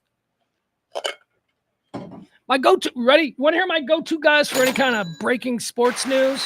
When I go and I like Google takes, whose takes do I want? First and foremost, if it's football related, it's always going to be Leila Rahimi. Leila Rahimi is my favorite football hot take artist. She's go to Pat McAfee. I think Pat does. And then I go to Rich Eisen. I love me some Rich Eisen. I also like Mike, Italian guy. Mike, not Mike Lombardi. Screw you. I hate Michael Lombardi. Mike from PFF. Mike, you know the guy. He's with Chris Long. He does stuff with not Chris Long. Chris Sims. Yeah, Mike, I don't know, whatever. He's a lawyer. He's good. Those are my guys. But Rich Eisen is one of my top guys. I love Rich Eisen. Used to love Dan Patrick. Dan Patrick's daily offerings are not that great. I think Dan Patrick has kind of lost something. Rich Eisen is my guy. Rich Eisen is leaving his perch there. He does the Rich Eisen show every day. It's on Roku. I don't even know where it is. I mean, I see it on YouTube. I find him on YouTube and I watch his stuff every day. Anyway, Rich Eisen has announced he is going back to ESPN. ESPN is collecting long-form, talented content creators. They got McAfee. They're building around him. Now they're going to build around Eisen. Those are two really, well, I mean, I just gave you my list. Those are two really good gets for them. Eisen left. He was, of course, the longtime host for SportsCenter. Eisen left ESPN back in 2003 to basically become the central anchor at the newly formed NFL network. He was there for a long time, and then he went off and doing whatever. But anyway, Rich Eisen is back. He is back with the ESPN, and I think it's spring, right? Sometime in September, I think is when he's going to be debuting. Anyway, there you go. Rich Eisen news. Cowboys schedule, huh? Full release coming on Wednesday. Are we all excited about our team schedule? Guess what? Little drips and drabs. The full schedules. We already know who our teams are playing. We just don't know when they're playing them. The opponents have been released weeks ago. But now we've got to get the schedule. We know the opponents. When are we playing them? Are we playing them home? Are we playing them away? Whatever. So that's all going to happen on Wednesday. But in NFL fashion, they like to sort of tease us a little. So, you know, every year, like this year on Monday, even though the full schedule is being released on Wednesday, today they let it slide out. The NFL let it be released, let it leak, let it whatever. The first game of the 2025 NFL season will be, of course, Thursday Night Football. It always is. The first game, Thursday Night Football. Are you ready? Will feature your Dallas Cowboys taking on the defending world champion Philadelphia Eagles. Cowboys start 0-1. All right, is it in? Yeah, it looks like it's in Philadelphia. So that's going to be Thursday, September 4th at 7:30 p.m. Central Standard Time. Week 1, the first NFL game of the season will be the Dallas Cowboys at the defending Super Bowl champion Philadelphia Eagles. Let's go! All right. What else do we have here? Stars. They won 5-2, right? 5-2 was it? I don't know. I wish I cared about hockey. If they get into the Stanley Cup, I promise you, I will suddenly become Johnny Hockey. But who they play? Winnipeg. I got friends who are super into the Stars, and they text me things, and that's how I follow, and I'm okay with it. The only way that I will watch hockey is if the Blackhawks are really good. And that's it. I can't watch any other team unless it's the Stars and they're in the Stanley Cup. If they're in the finals of the Stanley Cup, I can watch the Stars. I can't really watch hockey. What was I watching? I was watching something. Oh yeah. So yesterday when I woke up Sunday morning, I like to wake up and I like to put on the Formula One race. Usually it's on early in the morning. And there was no Formula One race this week, but they gave me soccer instead. So for some reason, I was laying in my bed watching what must have been a major soccer game. You know, it's like it's NFL Sunday, but in England or whatever. So I'm watching what must be a major soccer game between Liverpool and Arsenal. And I don't know what I'm looking at, but I know that one team is up 2-0 and they're going nuts. They're like, ah. And I'm just laying in bed and I'm watching and I'm going, well, would you look at this? Soccer actually looks like it's, I'm kind of starting to see it. I'm starting to get, whatever. By this point, the dog's like, I got to go out. So it's 2-0. I think it was Liverpool. 2-0 Liverpool. We're just going to say that. Liverpool over Arsenal. I take the dog out for a walk for like 20 minutes. I come back in. It's 2-2. It's tied up. We got a soccer game. I just remember thinking, I can see why people like soccer. I missed the 2 goals because I was walking the dog, but whatever. All right, Stars won. That's all we need to know. Here's another big piece of news from the sports world. How about this? It has been announced. You know what? NBC, of course, getting the NBA back. They're going full metal NBA on NBC, the way it was for all of the glory years of the my Chicago Bulls when they were winning championships in the 90s. It was always on the NBA on NBC.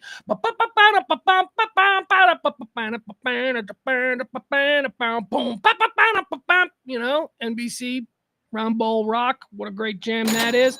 John Tesh. That's John Tesh. Well, they announced a couple of weeks ago that they had reacquired NBC. NBC had reacquired the rights to that song. So that's going to be the theme. There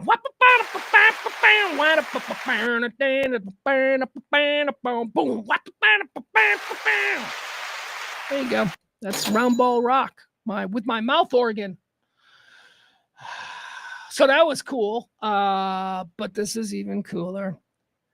NBC has announced that they have signed. This is like crazy. This is crazy big. And it's not going to be good either. It's not going to be good. It's not going to be good. This is going to suck, actually. They're going to pay this dude a shit ton of money, and he's going to be bad. He's going to just give you nothing. And whatever he gives you, it'll probably be bad energy. And then once you're trying to figure out what the fuck is going on, he'll smile at you, and you'll be like, oh, it must be all good. NBC announces Michael Jordan has been added to their NBA coverage. Michael Jordan, who has never done any media in any way, shape, or form. Apparently, Michael, now in his old age, is watching Shaq and Charles, 2 of his buddies, hamming it up, having fun over there on TNT, and he wants to get in on it. So NBC has announced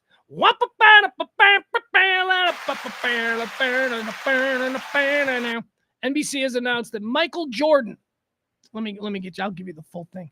NBC announces Michael Jordan for NBA coverage. NBC dropped a Woj. NBC dropped a Woj-sized bomb. That's inside, but Woj is a basketball guy. He's like, if you don't know basketball, but you know football, he's like the Adam Schefter of basketball. Adrian Wojnarowski. NBC dropped a Woj-sized bomb during its upfront presentation on Monday morning. No, there wasn't another Luka Doncic-esque trade. This might be even bigger. Michael Jordan, yes, that Michael Jordan will be a contributor to NBC's NBA coverage. Per Andrew Marchand of The Athletic, Jordan will be a, quote, special contributor to the NBA on NBC. The Chicago Bulls great announced the news via a video at NBC's upfront. Oh, what's this? Is this a video? All right, let's see what this is. All right, hold on. This is how they announced it. By the way, one of my favorite Pope GIFs or memes or whatever you want to call it. Did you see that? Have you seen where the Pope is coming out on the balcony? He's being announced as the Pope, but they turned it into like a 90s Bulls thing. It's cool. It's cool. I think it's cool. Them's my memories. All right, here we go. Let's see what this is.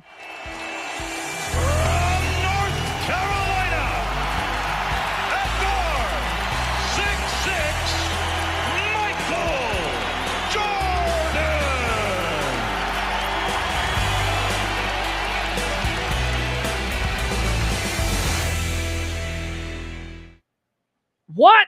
That's it? That wasn't anything. I don't even know what that's about. That wasn't anything. That was just like, I could have found that on YouTube. Anyway, NBA on NBC and Peacock says, a legendary addition to our team. We're thrilled to welcome Michael Jordan as a special contributor to the NBA on NBC and Peacock. Now, let me dig into this just a little bit because, I produced Bulls games for a number of years back there in the 90s. I've seen the team up close. I've been on my hands and knees underneath the bench, listening to them in a huddle. I heard, I know what Phil sounds like. Hey, knock it off. I know what Phil sounds like. I've been there. Michael Jordan's going to suck at this. Michael Jordan is an asshole. Love him. He's the GOAT.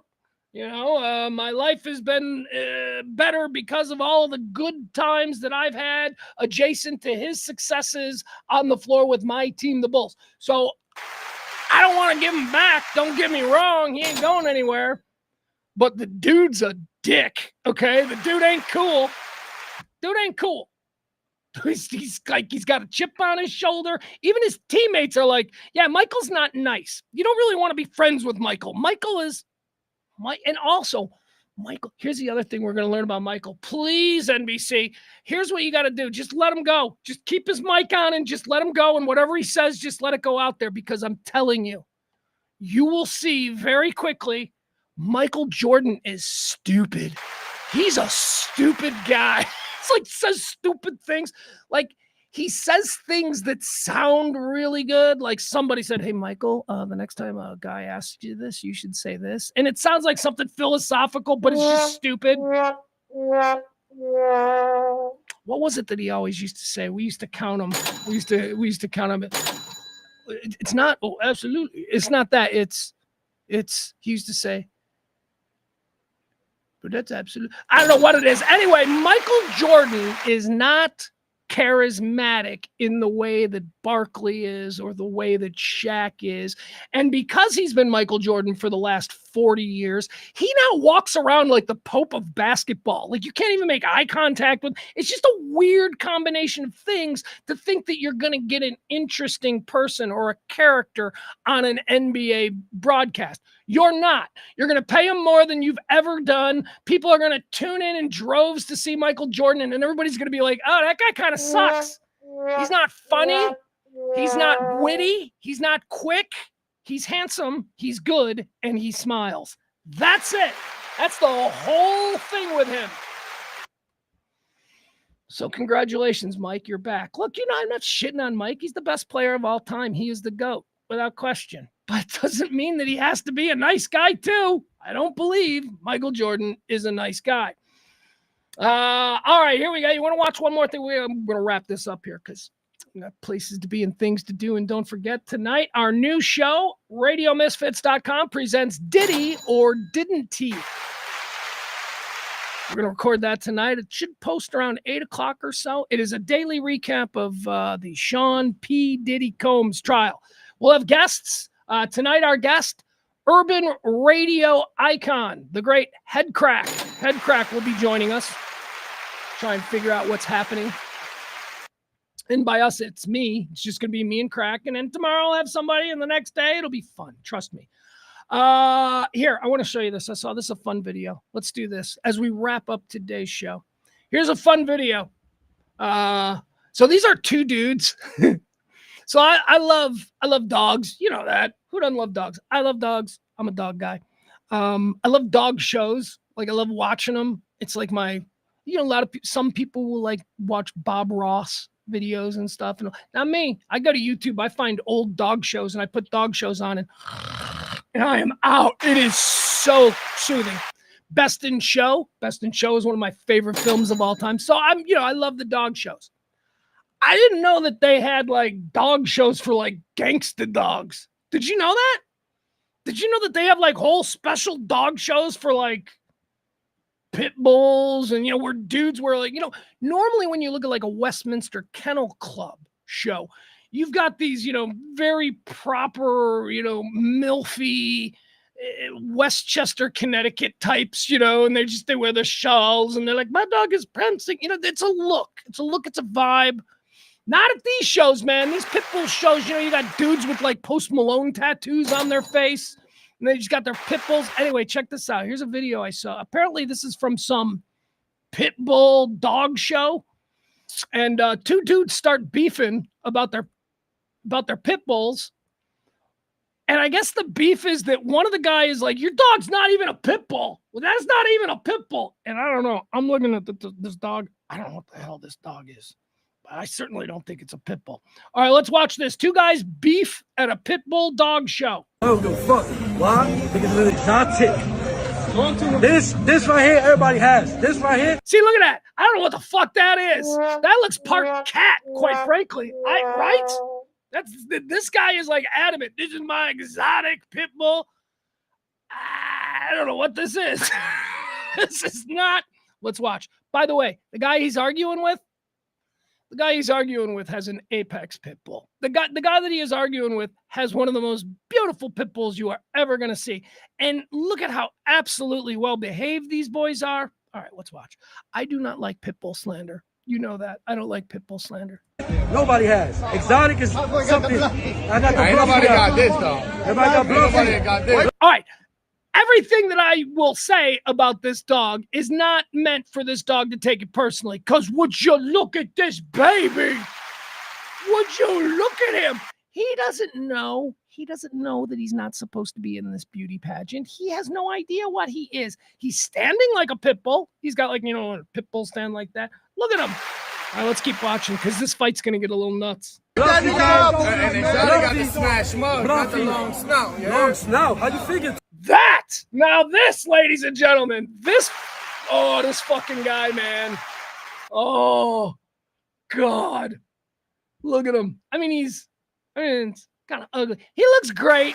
I think too much muscle is ugly, but okay, whatever. That's them two fingers. He could breathe. Wait. You got a tail? You got a tail? Oh, shit. No high rear, though. This ain't high rear. Stand him You up. crazy? Stand that Yeah, dog you up. Stop standing pulling up. that rear back. Not putting no rear Pulling back. that rear back. Let's do a side shot. Pulling that rear Side shot. back. Let's do a side shot. what I'm saying? Let's do a Talking all side that shot. shit. Let's do a side shot. Who are these people? Who are these people? It's like such a... It's like the same energy they would bring to like arguing over a parking spot, right? Out in front of the Best Buy. These guys... All right, so they're going to go side to side with these dogs. And again, let me just throw out there, these dogs are amazing. Look at how good they're being. They're just being such good boys, and their owners are being assholes. All right, let's keep going. Pull him to the side. Let's go. Side shot. Put that motherfucker to the side, bro. Waiting for... Let's see that shit. Fuck Hold the on, judge saying. You talking that shit. I'm going to talk Fuck what that the judge shit. saying. You talking that shit. Let's see that. This is some kind of projection, some kind of gaslighting. I don't know what this guy thinks he's just won, but he is putting out there that, yeah, see everybody? My dog is obviously a pit bull and that other dog, come on. This looks like a pug dog. This is a fucking pity. Look at this guy. And he's like, woo, right there. Proof. See, that's projection. If you tell people this is proof, people who don't know what proof looks like will go, but he said it's proof. So he had proof. Projection. Look at him. Let's see that shit. He got that chihuahua face. He's got that chihuahua face. This guy's like, that shit got the chihuahua face. Bully face, she got chihuahua face. That's a fluffy chihuahua, nigga. It is. Fuck out of here. It is. Get talking that shit. Get that face. Look at that You know what I'm Ringo. saying? Oh, shit. Talking that shit. Long ass bus. Get that fucking bus out of here. All right. So they never fight or anything. They just go back and forth like that. I just thought that was an absolutely absurd video. I loved it. And I'm glad I could share it with you. I did like that other dog. I don't think it was a pit bull. I don't know what it was. He was cool looking. But, you know, you're at a pit bull dog contest. And I am pretty sure that thing was like a pug dog or something. All right. Hey, Lisa. Look at our friend. Look, we got Lisa in the chat room. Every day, Lisa, you can join us. Hot takes, current events, all kinds of fun stuff. Talk radio the way it should be. By the way, speaking of Lisa Umbarger hanging out in our chat room, you guys need to check out her. Well, I was going to say brand new. It's not brand new. It is a fantastic podcast. If you love the mythology and the history and all of these weird urban legends, how they surround rock music and rock bands and rock songs, Jackalope Tales. Lisa and Charles, a couple of founding members of the Toadies hanging out, talking about all of those cool-ass stories from rock and roll past. Jackalope Tales, coming soon to the Radio Misfits podcast platform. Everybody say hi to Lisa and make her feel welcome. She's a real rock star, people. Got a real rock star hanging out. All right. Let's see here. What else do I want to do? You know what I'm going to leave with? I'm going to leave with this. We're going to go out. We're going to end the show. But I wanted to share this with you because you know me. I consider myself an aficionado of Saturday Night Live. I have seen every single episode of Saturday Night Live ever produced. From the time I was just a very little kid, 5-6 years old, in season 1 or whatever, you know, watching it with my mom late at night, made sure I never missed it. Was always allowed to watch it. Then the VCR era came in. I was in high school. I was out partying on Friday and Saturday night, so I couldn't watch it live. VCR Sunday morning, boom. I've seen every episode. So I feel, you know, like I'm standing on solid ground when I offer my critiques of Saturday Night Live. Now, you all know that I hyped this new episode from last Saturday, Arcade Fire and Walton Goggins. I'm like, let's go. Get in that. That is a Saturday Night Live.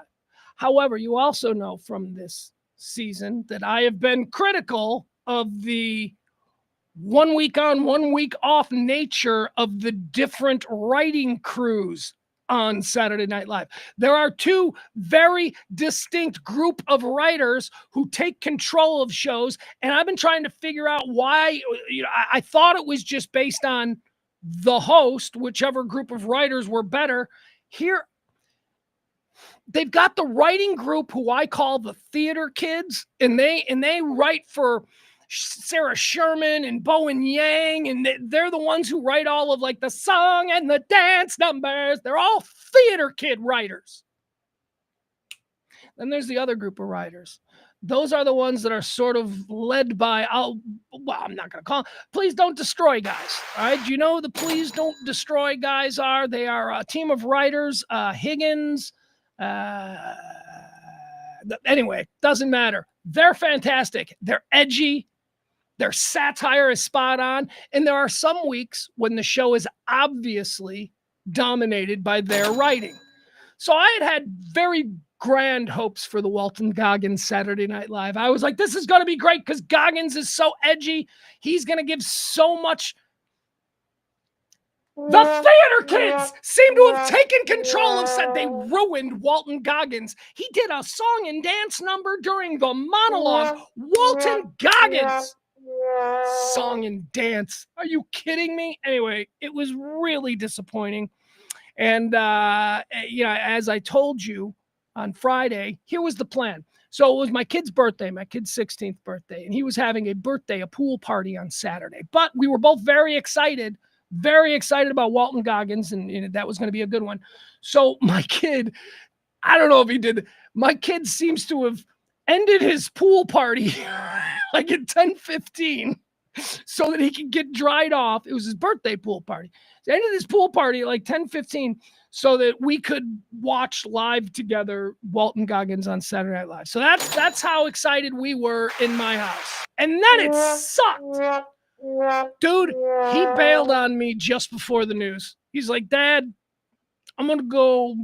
I think a girl was involved. I think there was a chat room with a girl that maybe was at the party earlier. All I'm saying is it seemed like he was losing interest. And he's like, Dad, I'm going to go. I'm like, that's cool. I go, nah, this is really a letdown. And he leaves.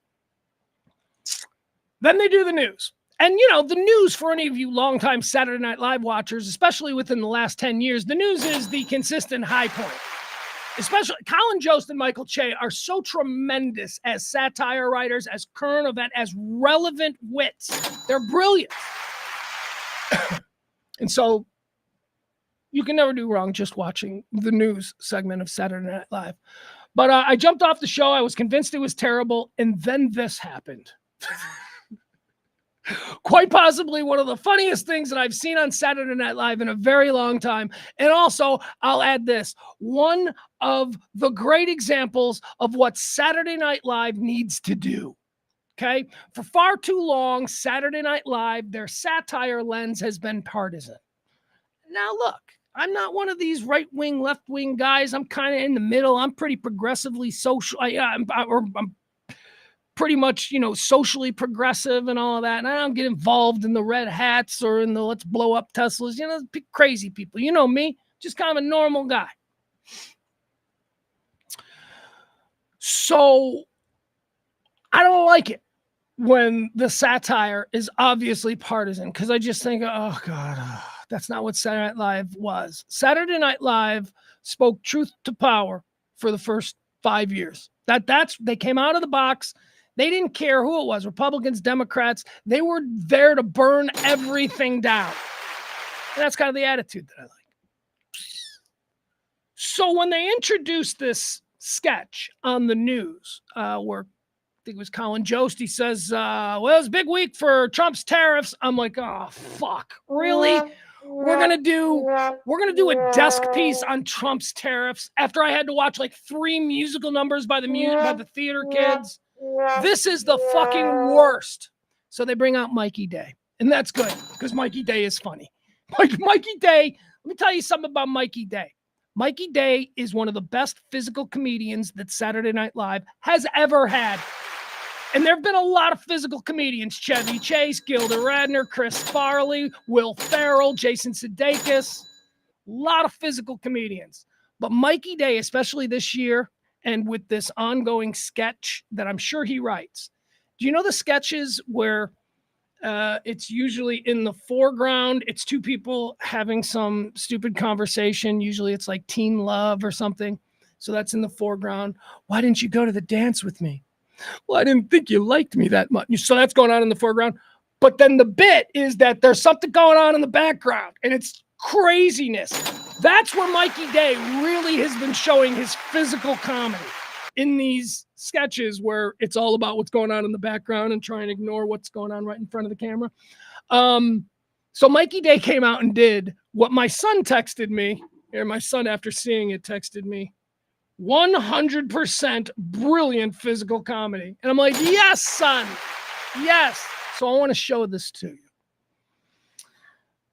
This is what Saturday Night Live should be.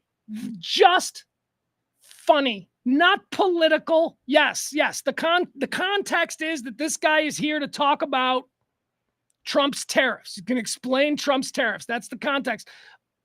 But it doesn't have to be. Hold on. Uh-oh. Hold on. I'm having problems here. Oh my God. My computer's freezing up. Oh, for fuck's sake. All right, hold on. Let's just do it this way. We'll just do it this way. I had it pulled up. I had it ready to go. All right, here we are. Yep. Okay. No, cool.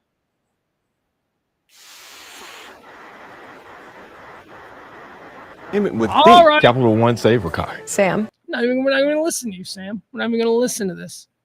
It was too quick. At some point, I am going to pay. No thanks. Massive cascade. All right, here we go.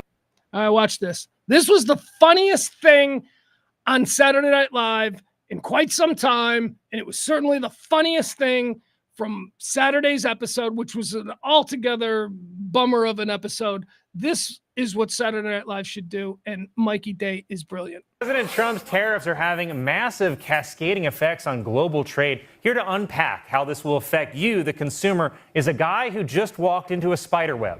Hi, I'm so sorry. I just walked into a spider web. I think there was a spider in it. I felt something like hit my shoulder. Is there anything on me? I really I don't see anything. Oh, God, sorry. I don't see anything. Why don't you just take us through what's going on with these tariffs? Because the more I hear about the tariffs, the more confused I get. Yeah. Well, I like to tell. I feel something. There's a spider on me. There's a spider on me. Okay. It's on me. Okay. And I feel it. Okay. Is it on me? Get it off. Get it off. Where is it? I feel it. I feel it.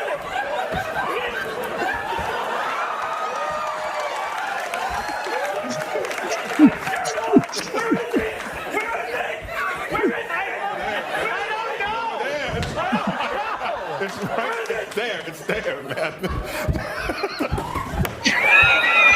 Oh my God! Oh my God! I'm so sorry. I felt it on my skin. On my skin. Oh yeah.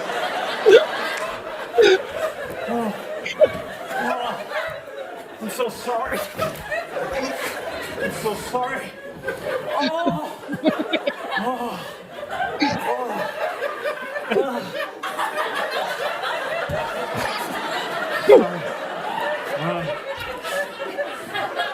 Should I still talk about? All right. There you go. You want to know why that was so brilliant? Because it was 100% pure physical comedy. One comedic actor said, just don't take your eyes off me. Just let me do this. We don't need a whole lot of writing for this. It's all going to be physical. And then guess what? It didn't drag on. In, out, cloud of dust, 2-minute bit. Very funny. On to the next. Brilliant. Well done, Saturday Night Live. All right, there you go. That was fun. Yeah, Frankie brings up a good point. Frankie, I predicted, I thought, but, then again, apparently I'm not good enough to be a Saturday Night Live writer, which really wouldn't surprise me. But I thought it was a no-brainer that they would do like the Pope, right? I tweeted that out on Friday. I'm like, there's got to be, hey, where is George Wendt and Robert Smigel? They're two of the guys that are always in the old, the Bears, that whole thing, that bit. So I thought that's for sure. Let's find out. If Robert Smigel and George Wendt are in New York tonight, they're doing a the Pope bit. And guess what? They didn't. They didn't do it. But they referenced it. They referenced it in the open. Trump, James Austin, James, whatever that guy is, the guy who does Trump. He's very funny. James, let's just call him the Trump guy. Trump guy's doing Trump, and he said he made the reference. He goes, "Hey, you should do a bit, the Pope," and then he went, "What did he say? The prayers," right? It was funny. It was funny. They didn't do it as a whole bit, but and then he kind of shit on it, and he's like, "That was just off the top of my head, first thought." So, like, to me, who I thought that was a good bit that Saturday Night Live should do, he was basically telling me through the TV, he's like, "Nah, it wasn't a good bit. It was a first thought. It's stupid. You're not good enough to be a Saturday Night Live writer." And I'm like, "Yeah, you're probably right. Yeah, you're probably right. They are good." Guys, I'm done. I am so done with you guys. We're going to be back, though, tonight. I'm going to be recording the first episode of our hot new show. That's right. Every night, follow it. Where is it? I can't find it. God, I'm so mad. Diddy or Didn't He? That's right. Diddy or Didn't He tonight. Follow us, Radio Misfits.